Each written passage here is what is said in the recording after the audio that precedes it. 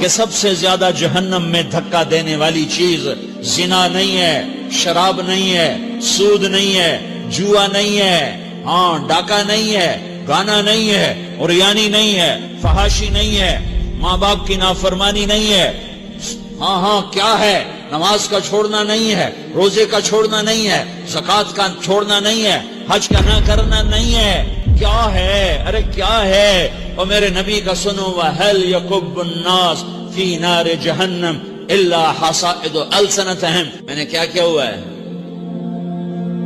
زبان کو پکڑا ہوا ہے۔